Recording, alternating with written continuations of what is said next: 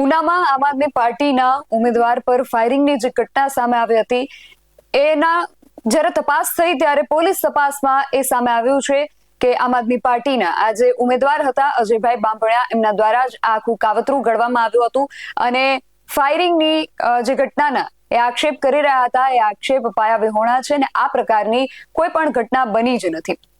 અજયભાઈ બાંભણિયા દ્વારા આ સમગ્ર ઘટનાને લઈને ઉનાના ધારાસભ્ય કાળુભાઈ રાઠોડ ઉપર પણ આક્ષેપ કરવામાં આવ્યા હતા. કાળુભાઈ રાઠોડ આ બાબતને લઈને શું પ્રતિક્રિયા આપે છે તેને લઈને સૌ કોઈની નજર એમના ઉપર હતી, પરંતુ અત્યાર સુધી એમની કોઈ પણ પ્રકારની પ્રતિક્રિયા સામે નહોતી આવી.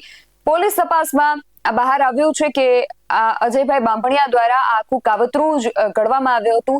ત્યારે હવે આ બાબતને લઈને કાળુભાઈ રાઠોડ દ્વારા પણ સામે વળતો જવાબ આપવામાં આવ્યો છે. શું છે સમગ્ર વિગત જાણીએ આ અહેવાલમાં. જય હિન્દ BSI TV ન્યૂઝ પર આપની સાથે હું છું નિધિ ગઢવી.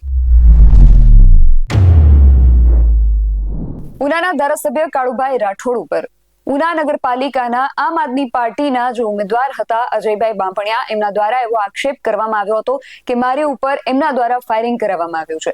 જો કે પોલીસ તપાસમાં અજયભાઈ બાંભણિયા દ્વારા આજે આખું કાવતરું ઘડવામાં આવ્યું હતું, એનો ભાંડો ફૂટ્યો અને પોલીસની પ્રાથમિક તપાસમાં એ જાણવા મળ્યું છે કે આજે આખું કાવતરું છે અજયભાઈ બાંભણિયા પોતાના દ્વારા જ ઉપજાવી કાઢવામાં આવ્યું હતું અને આ પ્રકારની કોઈ પણ ઘટના બની જ નહોતી.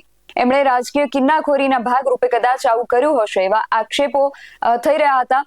અજયભાઈ બાંભણિયાએ જ્યારે કાળુભાઈ રાઠોડ ઉપર આવા આક્ષેપ કર્યા હતા, ફાયરિંગ કરવાના કે કરાવ્યાના આક્ષેપ કર્યા હતા, ત્યારે કાળુભાઈ રાઠોડ તરફથી ત્યારે કોઈ પણ પ્રતિક્રિયા નહોતી સામે આવી. પરંતુ હવે જ્યારે પોલીસ તપાસમાં ખુલ્યું છે કે આખું કાવતરું અજયભાઈ બાંભણિયાએ પોતે જ ઉપજાવી કાઢેલું છે, ત્યારે હવે કાળુભાઈ આ વિષયને લઈને શું પ્રતિક્રિયા આપી છે એમને સાંભળીએ.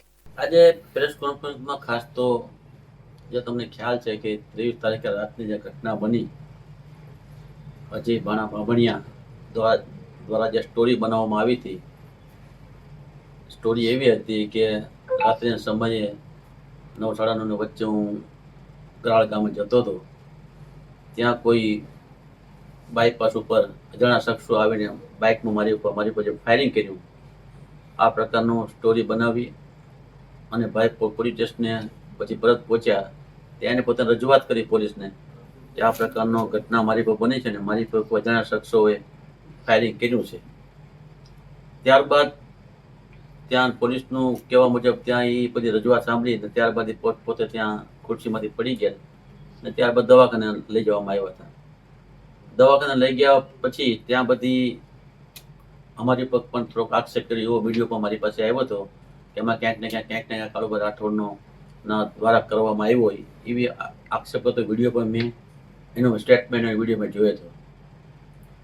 પણ બધાને ખ્યાલ છે કે ગણતરીની કલાકોમાં જ ગીર સોમનાથ જિલ્લાના SP અને અમારી સ્થાનિક પોલીસ સાથે મળી આખી ઘટનાક્રમ જે બન્યો એ પ્રાથમિક દ્રષ્ટિએ પોલીસનું કહેવું એવું હતું કે આ કોઈ ફાયરિંગનો બનાવ બન્યો જ નથી એવું તારણ તો હતું, પણ ફોરેન્સિક લેબોરેટરી દ્વારા કેપિટલ મારફત જે પછી એને બોલાવીને રિપોર્ટ કરવામાં આવ્યો તો ખરેખર આવો કોઈ બનાવ કે આવું કોઈ ફાયરિંગ બન્યું નથી એ પ્રથમ દ્રષ્ટિએ સાબિત થયું.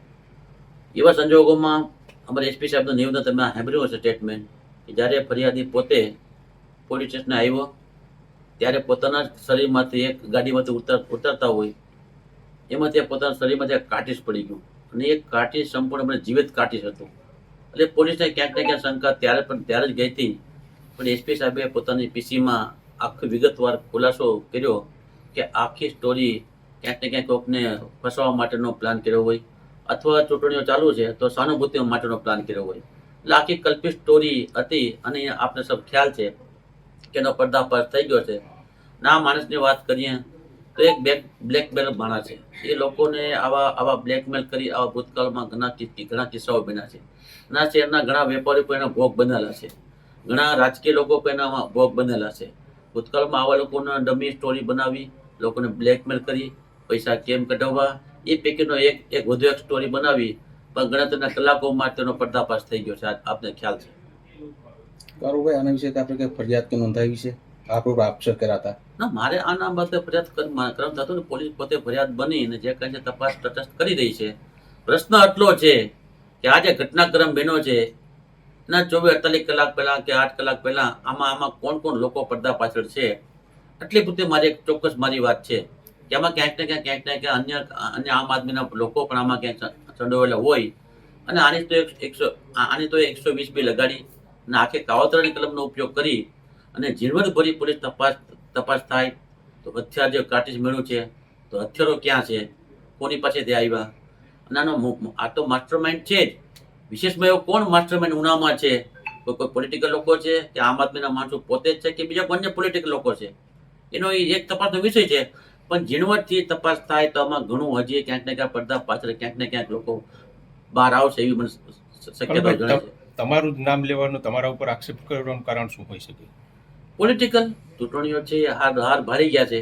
હાર ભારી જવાનો કારણે ક્યાંક ને ક્યાંક આવો સ્ટોરી બનાવી અને જો કે સહાનુભૂતિના કારણે મતો મળતા હોય બની શકે એમ હોય તો સ્ટોરી બનાવી, બાકી બીજું શું પણ હોઈ શકે. તમે કેમ એના પર દાવો નહીં કરતા? દાવો તો હવે કરશું ને. હવે હજી તો તપાસ ચાલુ છે. તપાસ પૂર્ણ થાય પછી બધી વિગતો આવી જાય, આનું આખરી તપાસ પૂર્ણ થઈ જાય પછી એમાંથી જે કઈ મુદ્દાઓ ધ્યાને આવશે એમાં ધ્યાને લઈ લીગલ એડવાઇઝની સલાહ લઈને દાવો પણ કરશું શક્ય હતા ત્યાં સુધી. કાળુભાઈ રાઠોડનો આક્ષેપ છે કે આજે અજય બાંભણિયા છે અને એમની અમુક એવી ટોળકી છે જે અનેક વેપારીઓ તથા રાજકીય વ્યક્તિઓ છે એની ખોટી વાર્તા ઊભી કરી આ પ્રકારે બ્લેકમેલ કરવાનું કાવતરું રચતા હોય છે અને આ સમગ્ર ષડયંત્રના સૂત્રધાર સાથે આમ આદમી પાર્ટીના અન્ય કયા સભ્યોને ગુનાહિત પૃષ્ઠભૂમિ ધરાવતા કેટલા લોકો સંડોવાયેલા છે તેની પણ તલસ્પર્શી તપાસ થવી જ છે અત્યંત આવશ્યક છે એવું કાળુભાઈ રાઠોડ દ્વારા પણ જણાવવામાં આવ્યું છે. હવે આ વિષયને લઈને આગળ શું થાય છે, આમ આદમી પાર્ટી આમાં શું પગલાં લે છે એ ખાસ જોવાનું રહેશે. તમારું આ સમગ્ર વિષયને લઈને શું માનવું છે અમને કમેન્ટ કરીને ચોક્કસથી જણાવજો. આવા જ વધુ અહેવાલો સાથે મળતા રહીશું. તમે મારી યુટ્યુબ ચેનલને સબસ્ક્રાઇબ કરવાનું અને એમને ફેસબુક અને ઇન્સ્ટાગ્રામ પર ફોલો કરવાનું ભૂલશો નહીં. બાકી અવનવી અપડેટ્સ માટે આપ જોતા રહો BS9 TV ન્યૂઝ. નમસ્કાર.